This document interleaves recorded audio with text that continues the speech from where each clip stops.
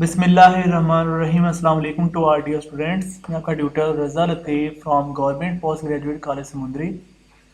Course title vector and tensor analysis, course code MTH 507, lecture number 23 deliver करने जा रहा हूँ।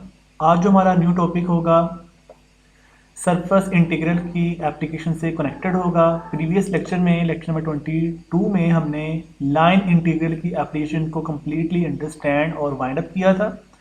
आज हम अपने न्यू टॉपिक सरफेस इंटीग्रल की एप्लीकेशन को इंशाल्लाह कंप्लीट वाइंड अप करेंगे।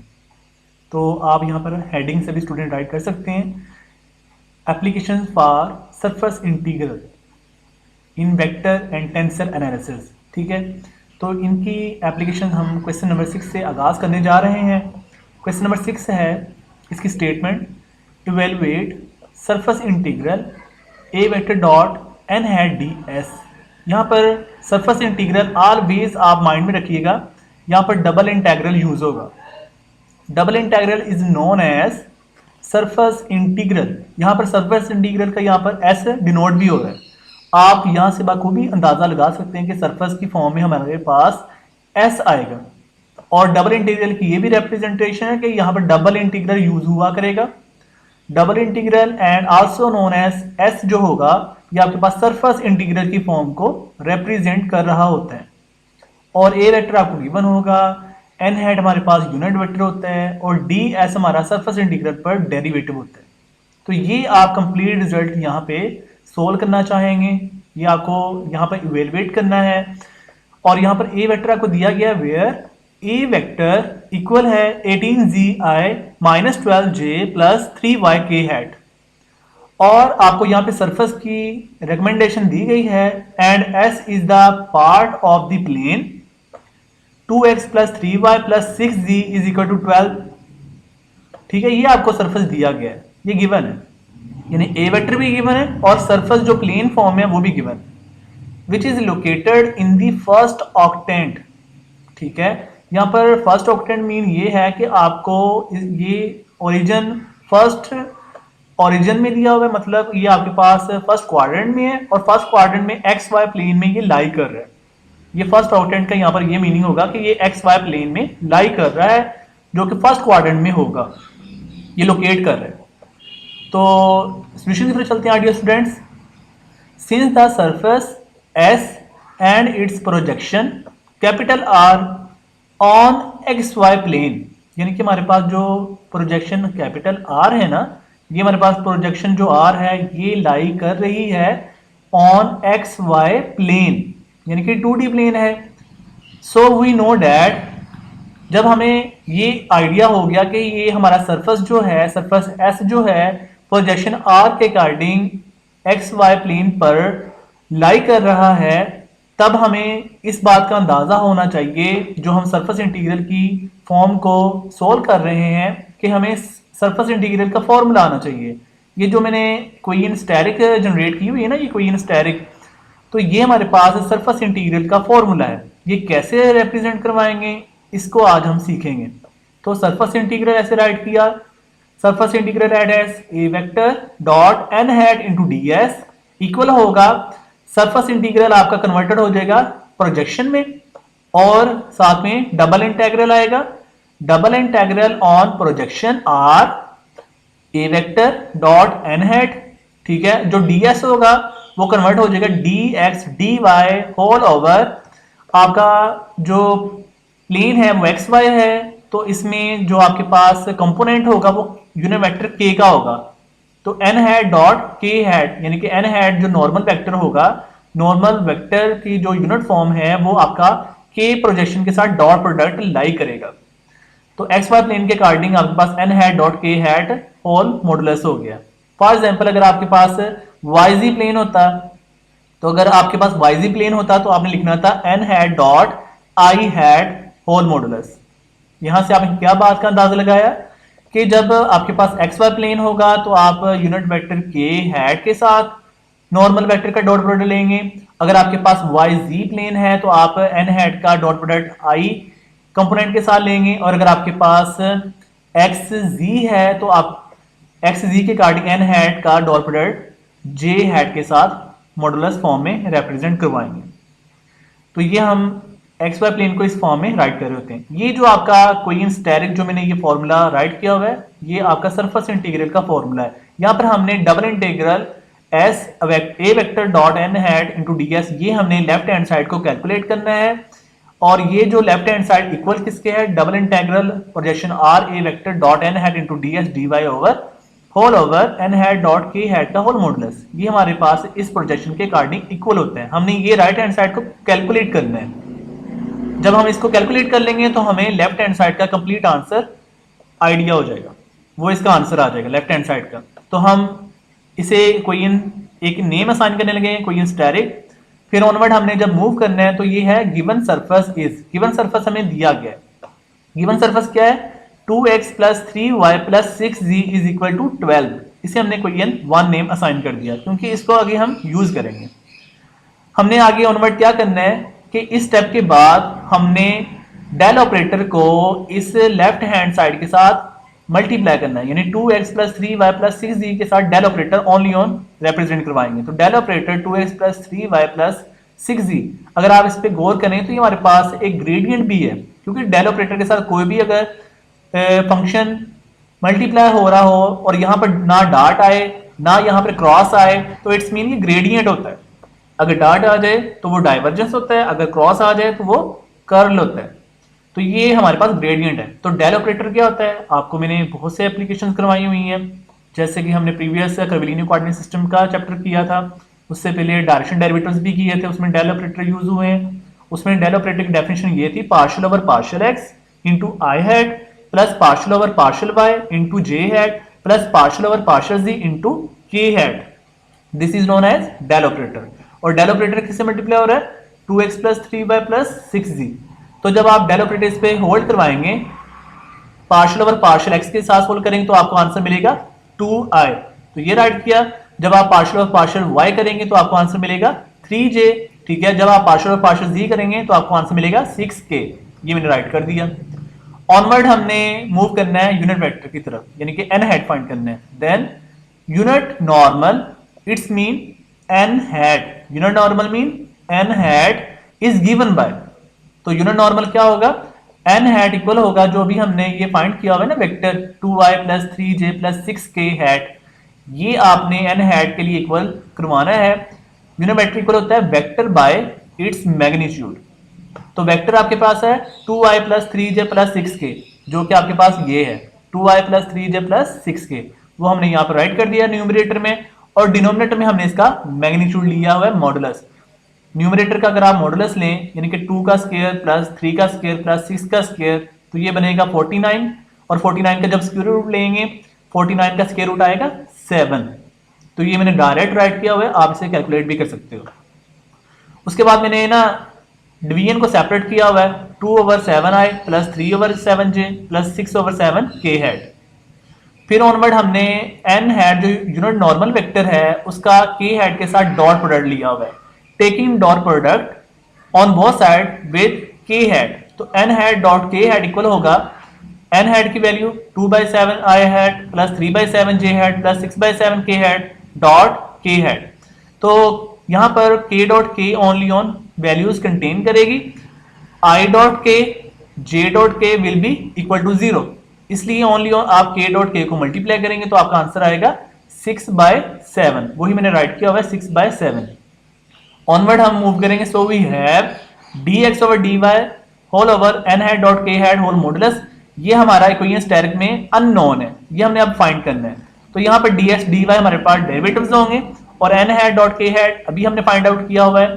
तो n hat dot k hat का आंसर क्या आया है, इसका आंसर आया हुआ है 6/7, वो हमने डिनोमिनेटर में राइट कर दिया 6/7 का होल मॉडुलस। और ऑनवर्ड स्टेप में dx dy होल ओवर ये जो मॉडुलस है 6/7 पे अप्लाई किया, तो ये तो ऑलरेडी पॉजिटिव टर्म है, अगर नेगेटिव होती तो ये मॉडुलस के साथ उसने पॉजिटिव हो जाना था। ये ऑलरेडी पॉजिटिव है तो पॉजिटिव का मॉडुलस ऑलवेज पॉजिटिव ही होता है, 6/7 ही आ गया। इसको जब आपने रिवर्स करवाना है तो ये हो जाएगा 7/6 इंटू dx dy, यानी कि इसको आप न्यूमरेटर में जब लेके जाएंगे 6/7 को, इसका रेसिप्रोकल हो जाता है 7/6 को। उसके बाद ऑनवर्ड हमने जो इक्वेशन स्टेरिक में हमने जो अननोन पार्ट फाइंड करना वो है a vector dot n hat. इसके लिए ए वेक्टर की वैल्यू आपको गिवन है स्टेटमेंट में, वो है 18zi minus 12j plus 3y की हैट डॉट एन हैट की वैल्यू अभी हमने कैलकुलेट की हुई है, एन हैट की वैल्यू ये है, ये आप देख सकते हैं, वही मैंने यहाँ पे राइट की हुई है 2/7i plus 3/7j plus 6/7 into K hat. Onward हमने डॉट प्रॉपर्टी यहाँ पर होल्ड करवानी है, i डॉट आई वो 1 होता है, j डॉट j ये भी 1 होता है, k डॉट k ये आपके पास 1 होता है। i डॉट आई जब आप मल्टीप्लाई करेंगे तो 18z को आपने 2/7 से मल्टीप्लाई करना है, तो ये इस तरीके से मैंने ये जो 7 है ये कॉमन लिया हुआ है, तो ये बनेगा 36z, 18z को ओनली ऑन 2 से मल्टीप्लाई किया तो ये 36z आ गया। फिर माइनस 12 j जो है j कंपोनेंट को j कंपोनेंट से मल्टीप्लाई करना है, तो माइनस 12 को प्लस 3 से मल्टीप्लाई करेंगे, ये आएगा माइनस 36। फिर k डॉट को आपने k से आपने मल्टीप्लाई करना है, तो 3y को 6 से मल्टीप्लाई किया तो 18y आ गया, और होल ओवर 7, क्योंकि ये 7 जो है सभी में कॉमन है, इसको हमने कोई ये नंबर 2 नेम असाइन कर दिया, क्योंकि इसको हमने आगे यूज करना है। From equation number 1 implies that, equation number 1 जो हमारा सरफेस था, जो गिवन सरफेस थी, उससे मैंने z की वैल्यू यहाँ पर ऑब्टेन किया। तो जो हमारे पास गिवन सरफेस थी, मैं आपको गिवन सरफेस में ले जाता हूँ। गिवन सरफेस हमारे पास ये है, equation number 1 2x plus 3y plus 6z is equal to 12। यहाँ से मुझे z की वैल्यू को कैलकुलेट करना है। इसकी रीजन क्या है कि हमें z ही क्यों कैलकुलेट करना है, हमें y क्यों नहीं कैलकुलेट करना, हमें x क्यों नहीं कैलकुलेट करना है। इसकी रीजन ये है कि हमारा जो प्लेन है वो एक्स वाई प्लेन में है। इट्स मीन कि हमारा जो कैलकुलेटर आंसर देगा वो या तो x होगा या y होगा, यानी कि एक्स वाई की फॉर्म में होना चाहिए। तो इसका मतलब है z को स्किप करना पड़ेगा। तो z को स्किप करने के लिए आपको z की वैल्यू फाइंड करनी होगी। यहाँ से z आप एक साइड पे रहने दें, 2x को दूसरी साइड पे ले जाएं और 3y को भी दूसरी साइड पे ले जाएं। It's mean 6z is equal to 12 minus 2x minus 3y हो जाएगा। फिर z के साथ 6 मल्टीप्लाई और दूसरी साइड पे जाकर डिवाइड हो जाएगा। It's mean 12 minus 2x minus 3y whole over 6। तो z की वैल्यू ये ऑब्टेन हो जाएगी, वही मैंने यहाँ पे राइट की हुई है, ये आप देख सकते हैं। From equation number 1 implies that z will be equal 12 minus 2x minus 3y whole over 6। फिर ऑनवर्ड हमने ये z की जो वैल्यू है ना, ये वाली z की जो हमने ये ऑब्टेन कर ली हुई है 12 minus 2x minus 3y whole over 6, इसको हमने कोई नंबर 2 में इस z की जगह पुट करना है। ये कोई नंबर 2 में ये जो z आ रहा है ना 36 के साथ z, इसकी जगह इस z की कीमत हमने ये वाली कंप्लीट पुट करनी है। फिर ये आपके पास एक्स वाई की फॉर्म में कन्वर्ट हो जाएगा। Therefore equation number 2 implies that a vector dot n hat 1/7, ये जो 1/7 है ना, ये मैंने इस तरीके से बनाया है, ये आप मल्टीप्लाई फॉर्म में राइट करें तो 1/7 सेपरेट हो जाएगा। तो 1/7 इंटू 36 इंटू z की value 12 minus 2x minus 3y whole over 6, bracket close कर देंगे, माइनस 36 ये वाला प्लस 18y, ये एज इट इज ही राइट किया हुआ है। फिर ऑनवर्ड हमने इसे कैलकुलेट करना है। 6 को 36 पे कैंसिल किया, ये 6 आ जाएगा, और 12 माइनस 2x माइनस 3y ये एज इट इज, ये भी part as it is, minus 36 plus 18y। फिर 6 को आपने 12 से मल्टीप्लाई किया, यानी 6 को आपने ब्रैकेट में सभी ये 3 टर्म से मल्टीप्लाई करना है, ये आएगा 72 माइनस 12x माइनस 18y, ये माइनस 36 प्लस 18y ये एज इट इज राइट किया। फिर यहाँ से कैंसिलेशन हो रही है, माइनस 18y से प्लस 18y कैंसिल। फिर ऑनवर्ड 72 में से 36 सोल्व किया, 36 का आंसर, तो यहाँ से माइनस 12x तो एज इट इज ही होना है। ऑनवर्ड ये हमारे पास एक कैलकुलेशन आ चुकी है, ये हमने ए वेक्टर डॉट एन हैट का रिजल्ट कैलकुलेट कर लिया। अब हमने मूव करना है अपने रिजल्ट की तरफ। Therefore equation asterisk implies that, तो surface integral double integral S A vector dot N hat into D S equal होगा डबल इंटीग्रल एट प्रोजेक्शन।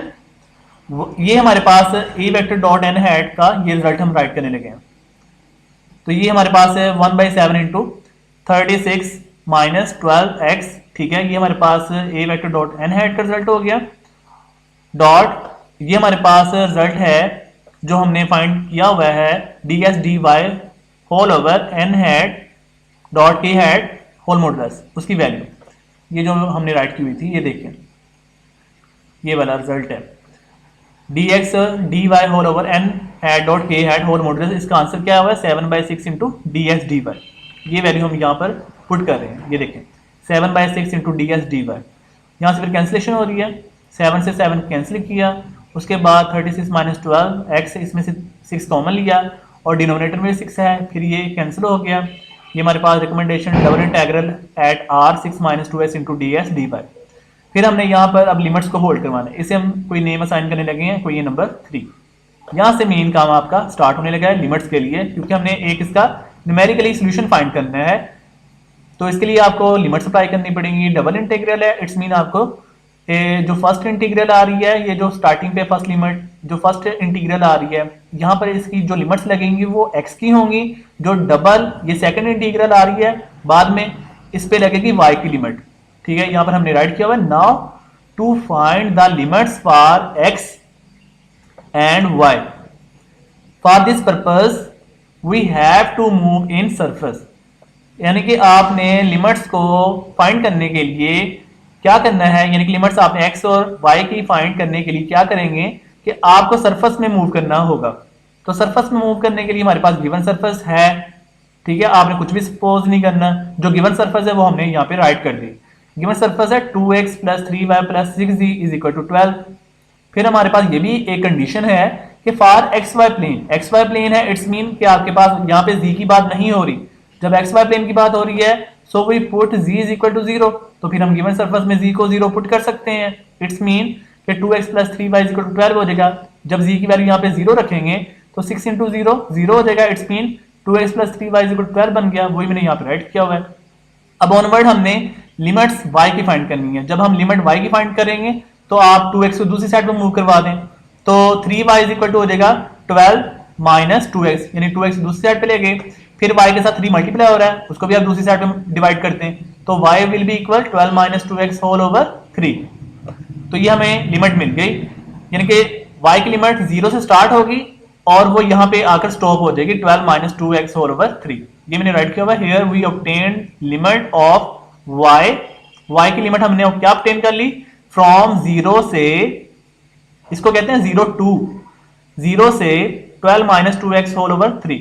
ये 0 लोअर लिमिट होगी और 12 - 2x ओवर 3 अपर लिमिट होगी। फिर हम मूव करना चाहते हैं limits for x। Now for limit of x, जब हम लिमिट x की बात करेंगे इट्स मीन यहाँ पर y की बात नहीं हो रही, सो वी पुट y = 0। जब लिमिट x की बात करेंगे तो आपने हमेशा y की वैल्यू को 0 पुट कर दिया करना है। तो आप देख सकते हैं कि अगर हम यहाँ पर 0 को पुट करें, यानी कि 2x + 3 × y की वैल्यू 0, तो 3 × 0 0 हो जाएगा, तो 2x = 12। So x will B 2 को दूसरे पे डिवाइड कर दें, सो x विल बी 6। या आप ऐसे कर लें, यहाँ पर आप y की वैल्यू 0 पुट कर लें, मैंने यहाँ पर वैल्यू 0 पुट की हुई है। आप चाहे इसमें वैल्यू पुट कर लें y की 0, चाहे आप y की वैल्यू इसमें पुट कर लें, तो दोनों से आंसर आ जाएगा। तो 0 will be equal 12 - 2x whole over 3। 3 को दूसरी साइड पे मल्टीप्लाई कर दिया, तो 0 = 12 - 2x। -2x को इधर लेके आए दूसरी साइड पे, यानी लेफ्ट साइड पे, तो ये पॉजिटिव हो जाएगा, तो 2x विल बी 12, तो x = 6। तो यहाँ पे हमें x की मैक्सिमम 6 वैल्यू ऑब्टेन हो गई है, यानी कि x की लिमिट्स 0 से 6 तक जाएगी। Here we obtain limits of x from 0 to 6, यानी कि x की लिमिट 0 से 6 तक जा रही है। अब हमें x की लिमिट्स का भी आइडिया हो गया और y की लिमिट्स का भी आइडिया हो गया। अब हम इसे क्वेश्चन नंबर 3 में पुट करने लगे। Therefore, question number 3 implies that, तो double integral at s a vector dot n hat into ds। तो ये जो फर्स्ट लिमिट है, फर्स्ट इंटीग्रल है, ये x की वैल्यू है x = 0 से 6। ये जो सेकंड इंटीग्रल आ रहा है ये हमारे पास y की लिमिट्स हैं, y = 0 से 12 - 2x होल ओवर 3, और ये हमारे पास 6 - 2x इंटू dy/ds हमारे पास फंक्शन ऐसे ही है। अब हम इसे, ये जो लिमिट आ रही है dy, इसको हम कैलकुलेट करेंगे।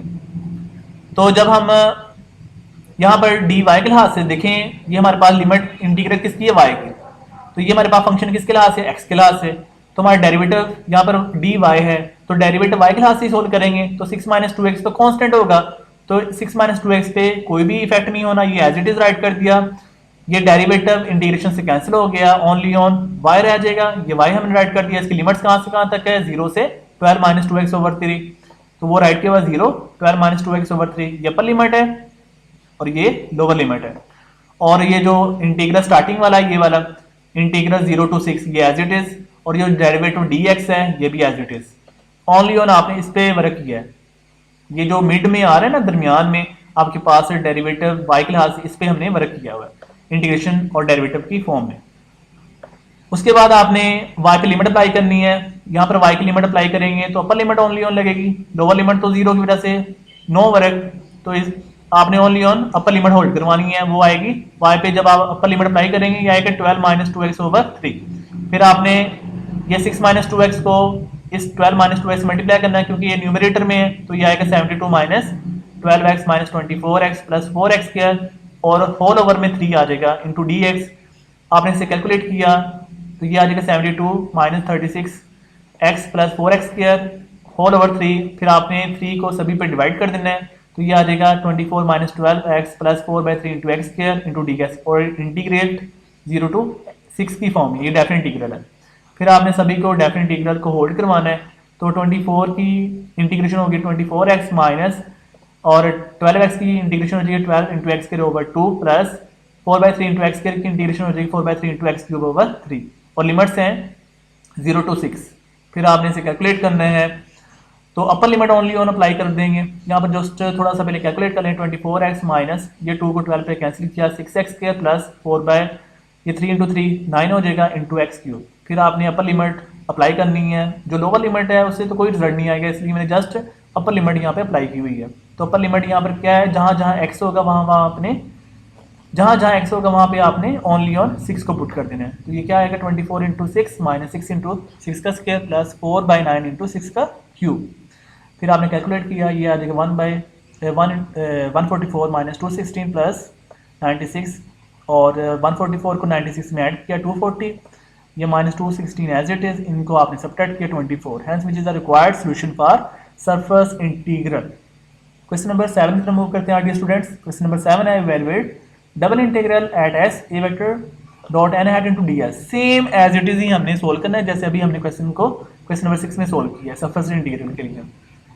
तो वेयर ए वेक्टर आपको गिवन है, ए वेक्टर इक्वल है yi plus 2xj minus zk hat, और इसके लिए आपको सरफेस भी दी गई है, and s is the surface of the plane 2x plus y is equal to 6 in the first octant cut off by the plane. और कट ऑफ द प्लेन आपको z के लिए रिजल्ट दिया गया है।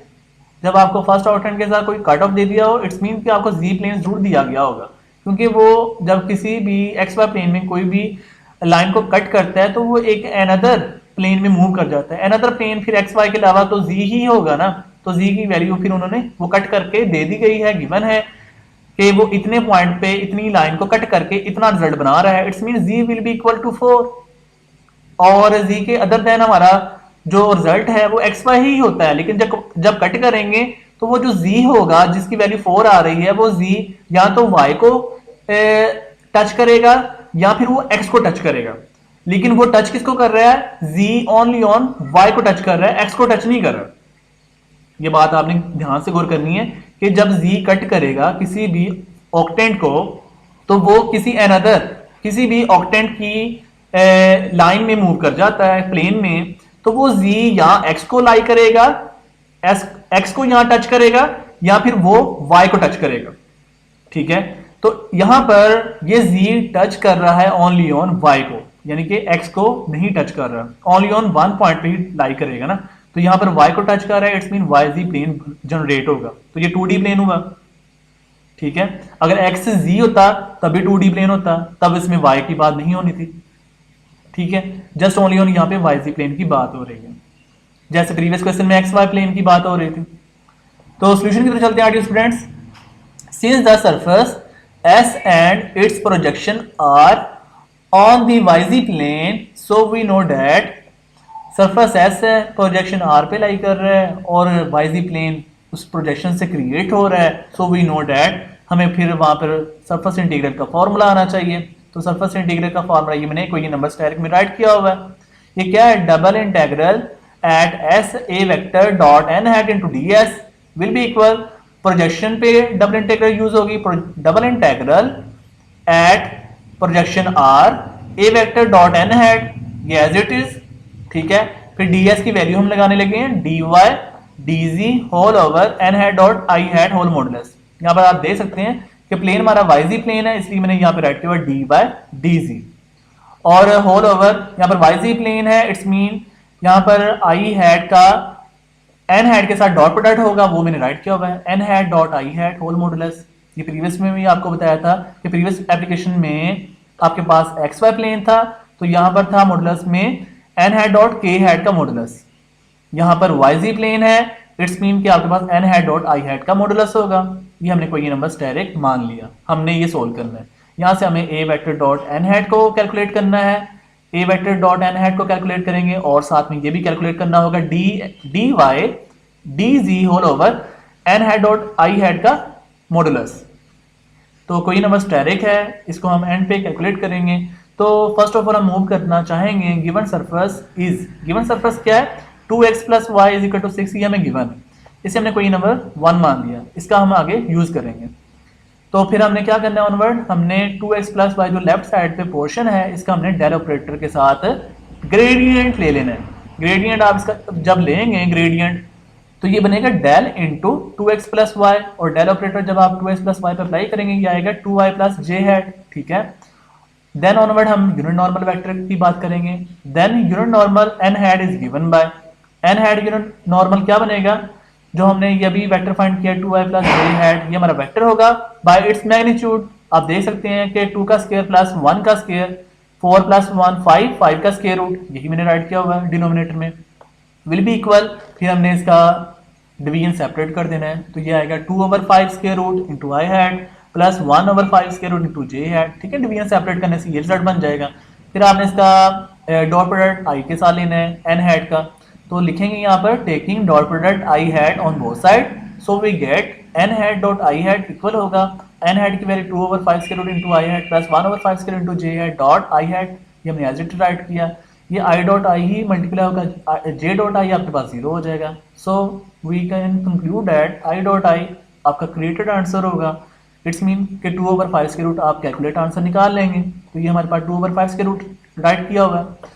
सो वी हैव ऑनवर्ड हमने क्या बात करनी है कि D by D Z whole over N hat dot I hat whole modulus, तो इक्वल होगा D by D Z whole over N hat dot I hat का हमने रिजल्ट फाइंड किया हुआ 2/5 स्क्वायर रूट, वो हमने राइट किया होलो मॉडुलस। ये पॉजिटिव टर्म है तो मॉडुलस का पॉजिटिव टर्म पे कोई इफेक्ट नहीं होता, एज इट इज राइट कर देंगे 2/5 स्क्वायर रूट। फिर हमने इसको शफल करवाना है, जब हम इसका रिवर्स करेंगे तो ये हमारे पास 2/5 स्क्वायर रूट 5/2 स्क्वायर रूट में कन्वर्ट हो जाएगा, 5 स्क्वायर रूट ओवर 2 में कन्वर्ट हो जाएगा, ठीक है। और D by D Z as it is write कर दिया हुआ है।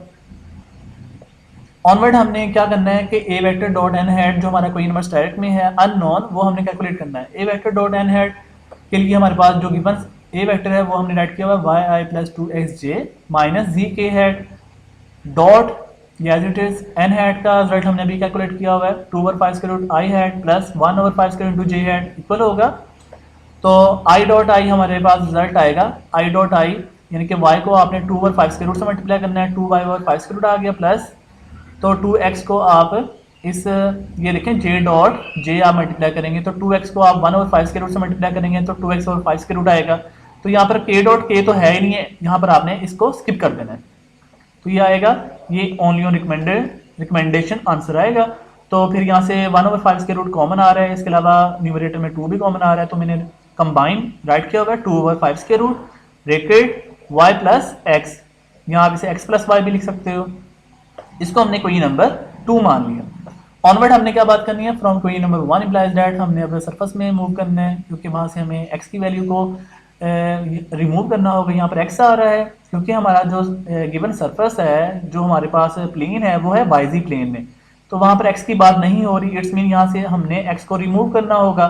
हमारा जो प्लेन है वो वाईजी प्लेन में है, तो जब वाईजी प्लेन में है क्योंकि वो आपके पास जो z is equal to 4 cut कर रहा था कोई भी ऑक्टेंट को, तो उसमें वो y z के साथ अटैच्ड है, वहां पर x के साथ वो अटैच नहीं है।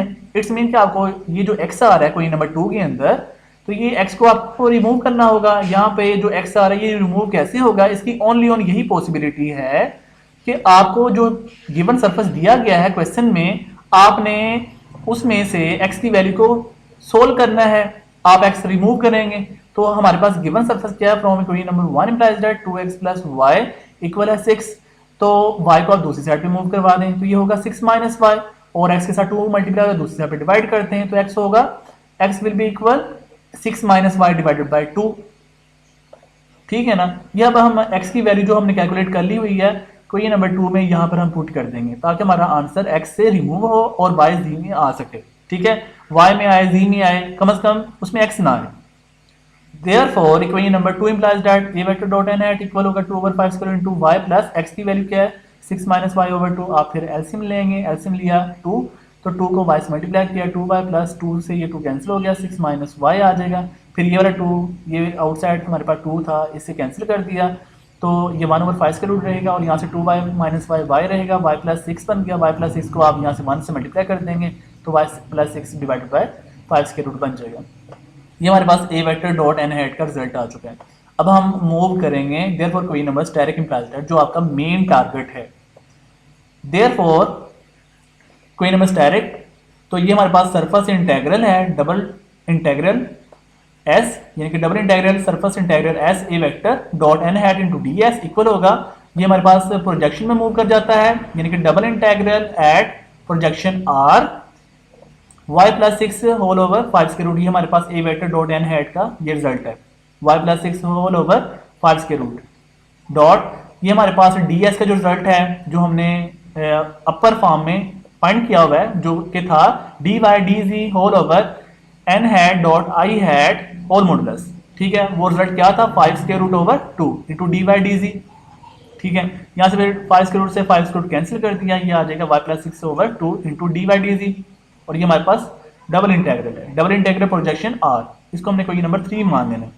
अब यहाँ से हमने ये जो डबल इंटीग्रल आ रहा है इसको हमने रिमूव करने की कोशिश करनी है यानी कि इसकी लिमिट्स को सोल्व करेंगे ताकि इसका कोई एक न्यूमेरिकली आंसर आए। तो ये हमारे पास डबल इंटीग्रल है इट्स मीन ये जो स्टार्टिंग लिमिट है स्टार्टिंग हमारे पास इंटीग्रल है ये हमारे पास एक्स की लिमिट्स यहाँ पे शो करेगा जो बाद वाली इंटीग्रल है ये हमारे पास y की इंटीग्रल यहाँ पे शो करेगा y की लिमिट्स होंगी यहाँ पर। ठीक है तो स्टार्टिंग x की लिमिट्स और बाद वाली जो बाद में आ रहा है ये हमारे पास y की लिमिट्स होगा तो ये हमने यहाँ पे राइट करना है। यहाँ पर जो स्टार्टिंग पे है वैसे x ही होता है यहाँ पे y होता है लेकिन यहाँ पर बात किसकी हो रही है डेरिवेटिव y की हो रही है और डेरिवेटिव z की हो रही है। तो इसका मतलब है जो स्टार्टिंग वाला होगा ये हम z रख लेंगे और ये हम रख लेंगे y। ठीक है ऐसे हम फाइंड कर लेंगे। यहाँ पर x नहीं है इसलिए वो x की मैं बात कर रहा था वो x यहाँ पर यूज नहीं होगा। यहाँ पर जो डबल इंटीग्रल हो रहा है एक हम z का यूज कर लेंगे एक हम y का यूज कर लेंगे वही मैंने राइट किया हुआ है। Now to find the limits for y and z for this purpose we have to move in surface. इस पर्पज के लिए आपको क्या करना पड़ेगा आपको सरफेस में जाना पड़ेगा। सरफेस में क्या है 2x plus y is equal to 6। अब देखिएगा कि हमारा प्लेन कैसा है फॉर yz प्लेन हमारा प्लेन है yz प्लेन में इसका मतलब यहाँ पर x की बात नहीं हो रही हमारा प्लेन yz प्लेन में है so we put x will be equal to 0 x हम 0 पुट कर देंगे देन जब हम x की वैल्यू यहाँ पे पुट करेंगे 0 तो 2 इंटू 0 0 तो y इज इक्वल टू क्या बनेगा 6। ये हमारा रिक्वायर्ड आंसर आ गया y इज इक्वल टू 6। इसका मतलब है कि y की लिमिट्स कहाँ तक जाएगी ये हमें y की मैक्सिमम वैल्यू 6 मिल गई है y की लिमिट 0 से 6 तक जाएगी ये हमने राइट किया हुआ है। So we obtain the limits of y from 0 to 6 and limits of z from 0 to 4 ये तो हमें गिवन था। z की लिमिट्स उन्होंने कहा हुआ था स्टार्टिंग में ही कि कोई भी फर्स्ट ऑक्टेंट है वो आपके पास yz प्लेन के अकॉर्डिंग z इक्वल टू 4 होगा यानी कि z की मैक्सिमम वैल्यू 4 होती है। इसका मतलब है कि z की मैक्सिमम वैल्यू ओरिजिन से 4 तक मूव कर सकती है यानी 0 टू 4। ठीक है तो y की लिमिट्स हमने ऑब्टेन की और z की लिमिट हमने डायरेक्टली राइट कर दी तो y की लिमिट भी हमें गेट हो गई और z की लिमिट भी गेट हो गई। अब हम इसे मूव करने लगे हैं इसे हम पुट करेंगे ये देख सकते हैं आप। तो double integral at s A vector dot N hat into ds equal होगा ये जो फर्स्ट इंटीग्रल है ये हमारे पास y की लिमिट्स है और ये जो हमारे पास है ये हमारे पास z की लिमिट्स है। आप इसे आगे पीछे भी कर सकते हो कोई इशू नहीं है फिर आपको यहाँ पर डेरिवेटिव को शफल करना पड़ेगा। अगर आप यहाँ पर 0 टू 6 करना चाहते हैं तो यहाँ पर dy आएगा और बाद वाले पे आपका 0 टू 4 होगा और यहाँ पर dz आ जाएगा मतलब आगे पीछे भी आप कर सकते हैं सोल्व हो जाएगा आंसर आ जाता है। तो यहाँ पर मैंने ये राइट किया हुआ है कि ये जो स्टार्टिंग पे लिमिट्स हैं डेफिनेट इंटीग्रल के लिए ये हमारे पास 0 टू 6 ये हमारे पास y की लिमिट है और 0 टू 4 हमारे पास जो डेफिनेट इंटीग्रल में लिमिट्स आ रही हैं ये हमारे पास z की लिमिट्स हैं तो y plus 6 over 2 into dz over dz into dy। अब यहाँ पर डेरिवेटिव z के लिहाज से और यहाँ पर डेफिनेट इंटीग्रल z की लिमिट्स में है तो यहाँ पर y प्लस 6 ओवर 2 जो है ये तो कांस्टेंट होगा तो डेरिवेटिव से इंटीग्रेशन कैंसिल कर देंगे ये आप दे सकते हैं y प्लस 6 ओवर 2 इंटू जी और इसकी जो लिमिट्स हैं हमने 0 to 4 into D Y write की हुई हैं। ये प्रीवियस क्वेश्चन की तरह है। तो ऑनवर्ड हम देखें, ये हमारे पास जो लिमिट्स हैं अब हम यहाँ पर अप्लाई करेंगे। तो अपर लिमिट 4 है और लोअर लिमिट 0 है। तो y plus 6/2 into 4 minus 0 into D Y, ये हमारे पास डेफिनेट डिग्री 0 to 6 होगा, ठीक है, क्योंकि ये हमारे पास 0 to 6 y की लिमिट्स हैं और y प्लस 6/2 z के अकॉर्डिंग तो कांस्टेंट था, एज इट इज राइट किया हुआ है, और z की लिमिट्स जो हैं अपर लिमिट 4 है, लोअर लिमिट 0 है, तो 4 माइनस 0 ये राइट कर दिया। फिर 4 को आप y प्लस 6/2 के लिहाज से सोल्व करेंगे तो 2 को 4 पे कैंसिल किया, 2 आएगा, 2 को y प्लस 6 से मल्टीप्लाई करेंगे, 2y प्लस 12 हो जाएगा। फिर आप इसकी इंटीग्रेशन होल्ड करवाएंगे, तो डेफिनेट इंटीग्रेट जब आपने होल्ड करवाना है तो 2y पे इंटीग्रेट किया तो ये आएगा 2 into Y square over 2 plus 12 पे इंटीग्रेट जब आप अप्लाई करवाएंगे तो ये आएगा 12y, और इसकी लिमिट्स हैं, इसकी लिमिट्स बन रही हैं 6 और 0, क्योंकि अपर लिमिट आपके पास 6 है और लोअर लिमिट 0 है, तो आपने ओनली ऑन अपर लिमिट यहाँ पे होल्ड करवानी है, ठीक है। ये 2 से 2 कैंसिल कर दिया है, जो लोअर लिमिट है वहाँ से आंसर नहीं ना क्रिएट हो गया, इसलिए मैंने डायरेक्टली अपर लिमिट से वर्क करवा दिया है। तो Y square plus 12 into Y, इसकी लिमिट 6 और 0 के लिहाज से, तो अपर लिमिट है जहाँ जहाँ वाई होगा वहाँ पर आपने अपर लिमिट 6 को पुट कर देना है। तो अपर लिमिट हम 6 पुट करने लगे हैं, तो ये है 6 का स्क्वायर प्लस 12 इंटू 6, फिर से सोल्व किया 36 plus 72 will be equal 108, hence which is the required solution for surface integral। Hopefully are dear students, आज के लेक्चर को सभी स्टूडेंट ने अच्छे अंदाज में समझ लिया होगा।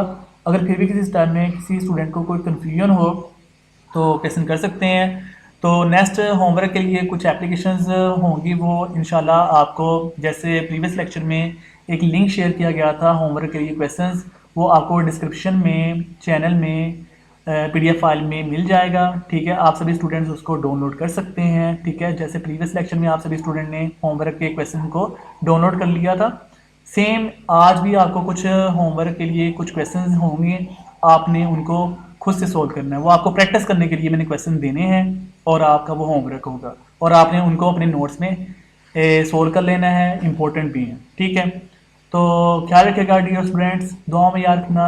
अल्लाह हाफिज़ एंड स्टे ब्लेस्ड।